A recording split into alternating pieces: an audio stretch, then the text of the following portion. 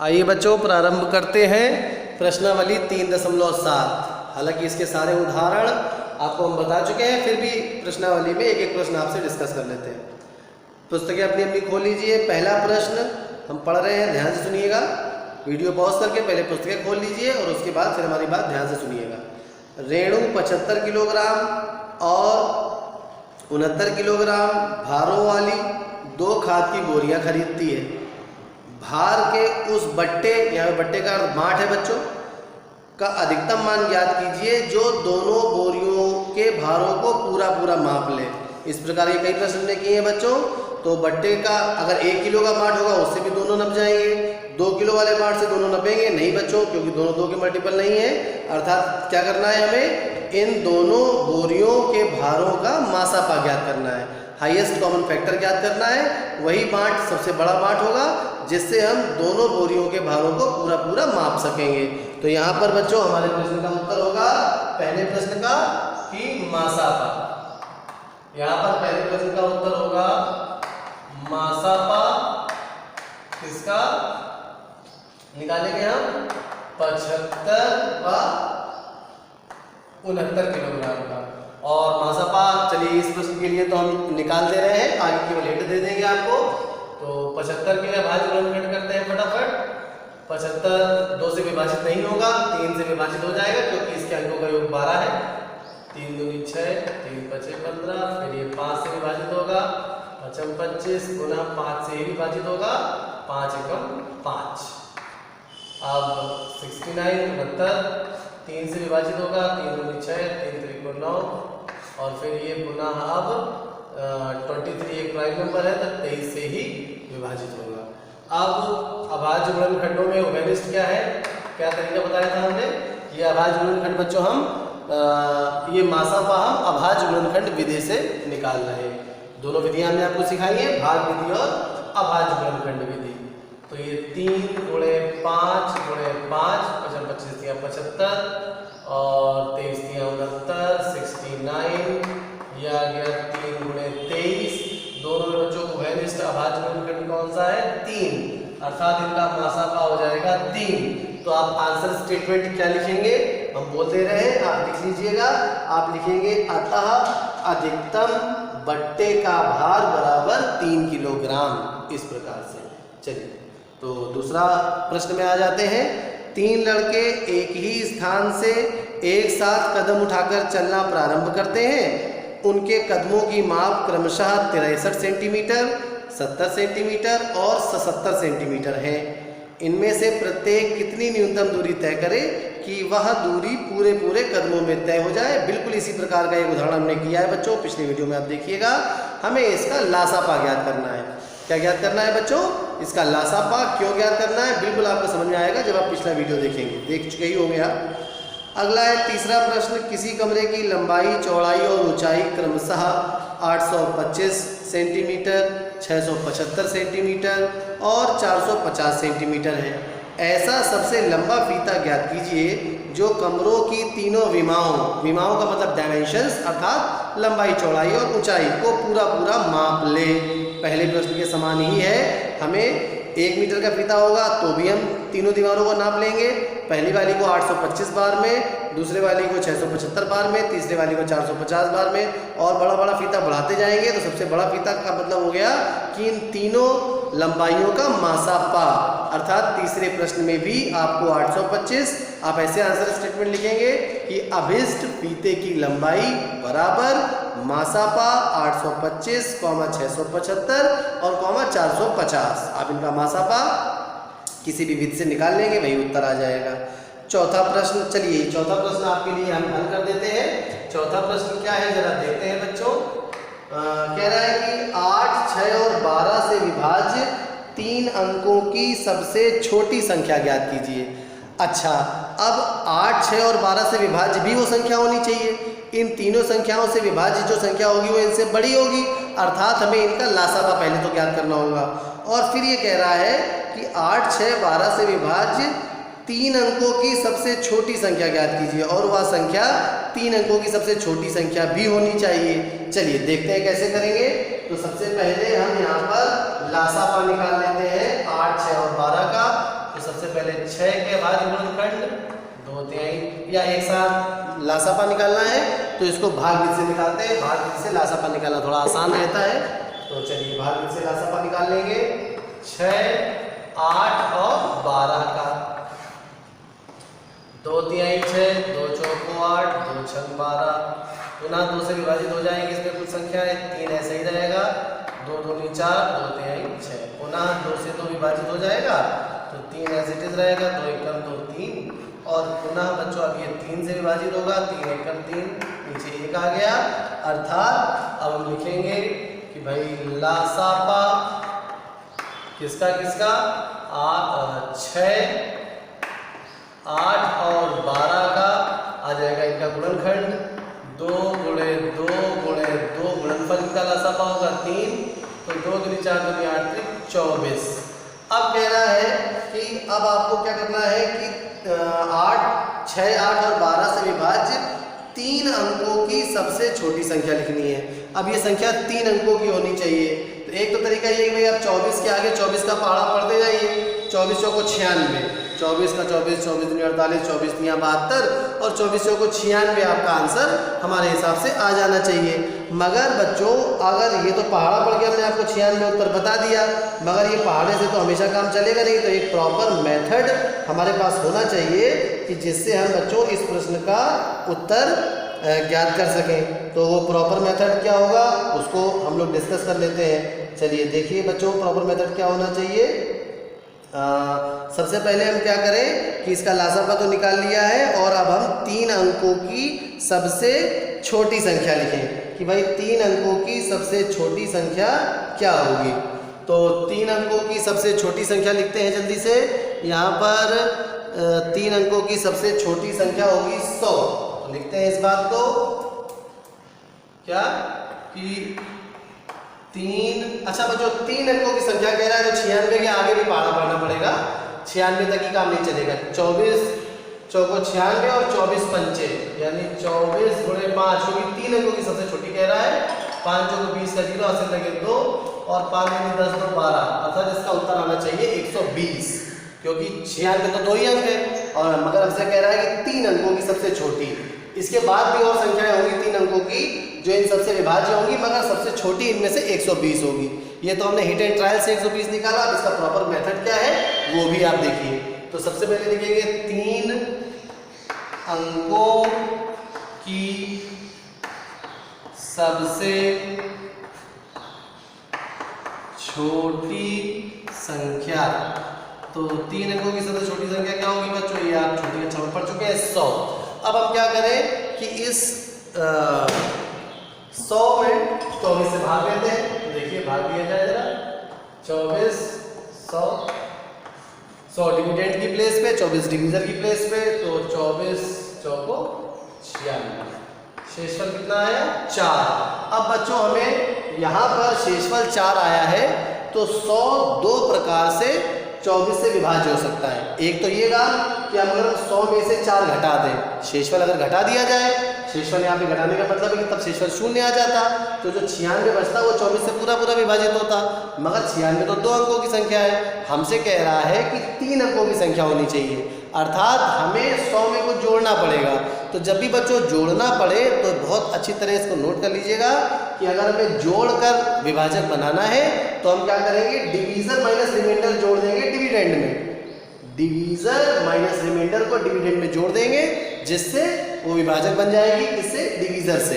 तो डिवीजर से विभाजक अर्थात 24 से विभाजक बनाने के लिए क्या करना पड़ेगा, हमें 100 में 24 ऋण 4 को जोड़ना पड़ेगा। तो यहाँ पर हम लिखेंगे अभिष्ट संख्या बराबर, बहुत आवश्यक बात है बच्चों, बहुत ध्यान से इसको समझिएगा कि किस प्रकार से हम विभाजक बना रहे हैं। अभिष्ट संख्या बराबर हो जाएगी आपकी 100। अगर हमें घटा के विभाजक बनाना होता तो केवल शेषफल घटा देते। अगले प्रश्न में आएगा बच्चों इसी प्रकार का सवाल जिसमें हमें घटाना ही पड़ेगा, क्योंकि हमें तो संख्या 2 अंकों की चाहिए होगी। अगर आप 100 में कुछ भी घटा देंगे तो ये संख्या बच्चों 2 अंकों की हो जाएगी, मगर हमें संख्या अभी चाहिए 3 अंकों की। तो 100 में से क्या जोड़ेंगे 100 में बच्चों, डिवीजर माइनस रिमाइंडर। डिवीजर क्या है 24, रिमाइंडर क्या है 4, तो डिवीजर में से रिमाइंडर को घटा के डिविडेंड में जोड़ देंगे। तो बच्चों अब हमारे पास क्या आ जाएगा, एंड ट्रायल से भी उत्तर कितना आया था 120, और यहाँ से भी इसका उत्तर कितना आ रहा है बच्चों 120। यही हमारा उत्तर हो गया बच्चों। चलिए अब पांचवा प्रश्न भी शायद इसी से मिलता जुलता है, उसको पढ़ लेते हैं। कह रहा है कि 8, 10 और 12 से विभाज्य 3 अंकों की सबसे बड़ी संख्या। अब छोटी की जगह पे सबसे बड़ी आ गई, तो संख्याएं कौन कौन सी है 8, 10 और 12। तो सबसे पहले हम 8, 10 और 12 का लासापा निकाल लेते हैं जल्दी से। तो एक बार चेक कर ले रहे हैं 8, 10 और 12 यही संख्याएं हैं, तो भाग्य से इसका लासापा निकालते हैं 8, 10 और 12 का। चलिए सबसे पहले 2 से विभाजित, 2 चौको 8, 2 पंचे 10, 2 छंग 12, पुनः 2 से विभाजन, 2 दूनी 4, 5, 2 तिहाई 6, पुनः 2 से विभाजन, 2 एकम 2, 5, 3, अब 3 से विभाजन 1, 5, 1, अब 5 से विभाजन 1, 1 नीचे आ गया। इनका गुणनफल निकाल लेंगे बच्चों, तो हमारे पास लासापा, किसका लासापा निकाल रहे हैं हम लघुत्तम समापवर्त, लघुत्तम समापवर्त निकाल रहे हैं हम 8, 10 और 12 का, वो इनका गुणनफल हो जाएगा 2, 2 दूनी 4 दूनी 8, चलिए लिख ही लेते हैं। 2 गुणे 2 गुणे 2 3 बार आया है, गुणे 3 गुणे 5, तो 2 दूनी 4 दूनी 8, 5 40 और 4 पे 11 120। तो इसका लासापा बच्चों आ गया है हमारे पास 120। 2 दूनी 4 दूनी 8, 5 40 और 4 पे 11 120। अब प्रश्न ये कह रहा है आपसे कि 8, 10 और 12 से विभाज्य 3 अंकों की सबसे बड़ी संख्या ज्ञात कीजिए। तो ये 120 3 अंकों की संख्या तो है, अब हम मगर क्या ये सबसे बड़ी संख्या है जो इन सभी से विभाज्य हो जाएगी? नहीं बच्चों, अगर हम पहाड़ा इसी के आगे पढ़ते जाए, ये 12 दूनी 24, 240 आ जाएगा, 12 तीन 36, 360 आ जाएगा, 12 चौक 48, 12 पंचे 60, 12 छः 72, 12 से 84, 12 अट्ठे 96, अर्थात 960 हमारा उत्तर होना चाहिए हिट एंड ट्रायल मेथड से। 960 के जब आगे बढ़ेंगे तो वो संख्या 4 अंकों की हो जाएगी। मगर इसको प्रॉपर मेथड से कैसे करेंगे उसको देखते हैं। बिल्कुल वही तरीका, सबसे पहले हम 3 अंकों की सबसे बड़ी संख्या लिखते हैं, वो क्या होगी। तो सबसे पहले लिखते हैं 3 अंकों की सबसे बड़ी संख्या वो होगी बच्चों क्या, आप जानते हैं 3 बार 9 अर्थात 999। वही प्रक्रिया भाग देके देखते हैं यहाँ पर 120 डिवीजन की प्लेस पे, 999 डिविडेंड की प्लेस पे। अब 12 अट्ठे 96, 8 बार चला जाएगा ये, तो 0 96, यहाँ पे आया 9 और 9 में से 6 घटे 3 39। अब बच्चों यहाँ पर हम क्या करेंगे, अगर हम यहाँ पे 999 में 39 घटा देंगे तो भी ये 120 से विभाजित हो जाएगी, या इसके पहले वाले तरीके से कि 999 में 120 ऋण 39 को जोड़ देंगे तो भी यह 120 से विभाजित हो जाएगी। परंतु हमें क्या करना चाहिए, जोड़ना चाहिए कि घटाना चाहिए?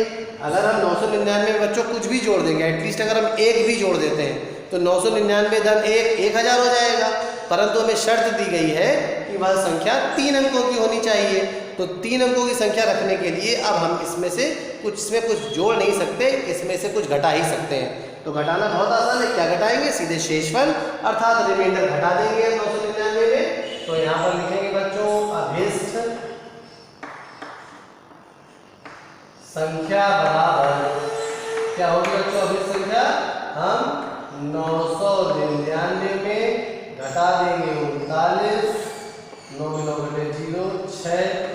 देखिए बच्चों 960 हिट एंड ट्रायल से भी आ रहा था 960 और यहाँ से भी हमारा उत्तर आ गया 960। तो ये आपके पास मगर एक प्रॉपर मेथड हो गया इस प्रकार के प्रश्नों को करने का। बहुत आवश्यक प्रश्न है ये, कई बड़ी क्लासों में भी आपको परेशान करते रहेंगे। मगर आज अगर अभी आपने इसका कॉन्सेप्ट समझ लिया है दोनों को तुलनात्मक रूप से, तो आप इसमें से कभी परेशान इस प्रकार के प्रश्नों में नहीं होंगे। हमने आपको दोनों प्रकार से बताया है, हिट एंड ट्रायल से भी और साथ में प्रॉपर मेथड से भी, जिससे आपको बिल्कुल भली भांति ये सारी चीज़ें समझ में आ जाए। चलिए अगला सवाल पढ़ते हैं। क्या है बच्चों, अगला सवाल है कि छठा सवाल, 3 विभिन्न चौराहों की ट्रैफिक लाइट क्रमशः प्रत्येक 48 सेकेंड, 72 सेकेंड और 8 सेकंड बाद बदलती हैं। यदि वे एक साथ प्रातः 7 बजे बदलें तो आप पुनः एक साथ कब बदलेंगी? ये बिल्कुल कदमों वाले सवाल की तरह है बच्चों की, पूरे पूरे कदम कब आएंगे। तो हमें करना बिल्कुल क्या है कि ये जो समय दिए गए हैं समयांतराल, इनका लासापा निकालना है और लासापा निकालने के बाद उसको मिनट और सेकंड में बदल के 7 के आगे लिख देना है। चलिए, है तो बहुत आसान, फिर भी आपके लिए हम इसको हल कर देते हैं। अभी समय है थोड़ा सा, तो आप वीडियो पॉज करके इसको नोट डाउन कर लीजिएगा और इसको हम इरेज कर दे रहे हैं। देखिएगा, ये भी बहुत अच्छा सवाल है, बहुत आवश्यक सवाल है। केवल लासापा निकालना है हमें। लासापा निकालने के पश्चात हम उसको मिनट और सेकंड में बदल देंगे और 7 के साथ आगे समय को बढ़ाकर लिख देंगे बच्चों। बस इतना ही काम है इसमें। तो सबसे पहले हम लासापा निकालते हैं। कौन सा सवाल था ये बच्चों? छठा। तो समय क्या क्या दिए गए हैं? प्रत्येक क्रमशः 48 सेकेंड। भाग में से लासापा निकालेंगे। 48 सेकेंड, 72 सेकेंड और 108 सेकेंड। देखिए ध्यान से, 48, 72 और 108 का लासापा निकालते हैं। 48 सेकेंड, 72 सेकेंड और 108 सेकेंड। चलिए, तो भाग देते हैं। सबसे पहले 2 से भाग देंगे तो ये हो गया 24, फिर ये 2 तिहाई 6, 2 छक 12, 2 पंचे 10, 2 चौको 8। पुनः 2 से भाग देते हैं, ये 12, 18 दूनी 36 और 27 दूनी 54। फिर पुनः 2 से भाग देंगे इसका, तो 2 छक 12, 9 दूनी 18, 27 एज इट इज रहेगा। पुनः 2 से भाग देंगे, 3 दूनी 6, ये 9, ये 27 एज इट इज रहेगा।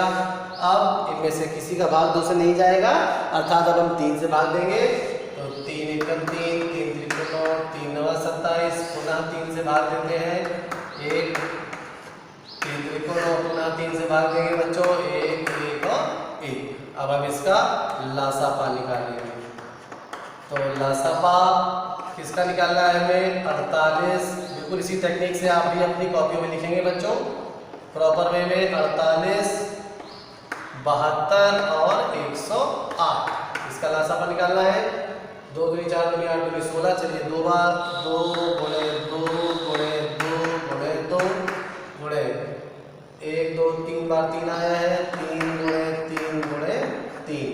तो 2 दूनी 4 दूनी 8 दूनी 16 तिया 48। 2 दूनी 4 दूनी 8 दूनी 16 तिया 48 गुणे 9 कर लेते हैं। 9 8 72 की 2 वहाँ से लगे 7, 9 चौको 36, 4 40, 3 43। 9 8 72 की 2 से लगे 7, 9 चौको 36, 4 40, 3 43। अर्थात इसका लासापा आ गया है बच्चों 432। तो ये 432 सेकेंड आया है और हमसे पूछ रहा है कि 7 बजे के बाद या पुनः कब एक साथ जलेंगे। तो ये इनका ये 432 क्या है बच्चों? ये इनका लोएस्ट कॉमन मल्टीपल है, अर्थात 432 सेकेंड बाद ये पुनः एक साथ जलेंगी। अगर ये किसी इंस्टेंट पे, किसी समय पे एक साथ जली होंगी कभी भी, मतलब 7 बजे इसने बताया कि एक साथ जली थी, तो 7 बजे के बाद ये 7 बजे के बाद 432 सेकेंड बाद फिर पुनः एक साथ जलेंगी। एक साथ तो जलती रहेंगी बार बार, मगर एक साथ तीनों जब एक साथ जलेंगी तो एक साथ पुनः जलती तो रहेंगी मतलब ये, मगर पुनः एक साथ 432 सेकेंड बाद जलेंगी। तो इसको उत्तर का रूप कैसे दे? तो हम इसको पहले मिनट और सेकंड में बदल लेते हैं, क्योंकि सेकंड में जब आंसर 60 से बड़ा हो तो इसको हमें मिनट और सेकंड में बदल लेना चाहिए 60 से भाग देके। तो चलिए 60 से भाग दे देते हैं 432 को। तो अभी हो जाएगा 6 7 7 6 42, 7 बार कटेगा ये, 7 6 42 और 420 2 आया 12। इसका मतलब बच्चों हम 432 सेकेंड को क्या लिख सकते हैं? 432 सेकेंड को हम लोग लिख सकते हैं, देखिए 7 मिनट 12 सेकेंड। 432 बराबर क्या आ गया है? 60 गुणे 7 धन 12। तो अर्थात ये तो 7 तो पूरे पूरे मिनट हो गए और 12 सेकेंड हो गए। तो अब हम आगे इसको लिख सकते हैं इसी प्रकार से, क्या पहले लिख देते हैं कि 432 सेकेंड को हम लिख सकते हैं 7 मिनट और 12 सेकेंड। तो हमारा जो उत्तर होगा वो उत्तर क्या हो जाएगा? कह रहा है बच्चों कि ये 7 बजे के बाद 7 बजे बदले तो पुनः एक साथ को बदलेंगे। तो 7 बजे अगर बदली है तो अब ये बदलेंगी 7:07 इस प्रकार से आप अपना आंसर स्टेटमेंट बच्चों लिख देंगे। चलिए बच्चों धन्यवाद। आगे के प्रश्न आगे की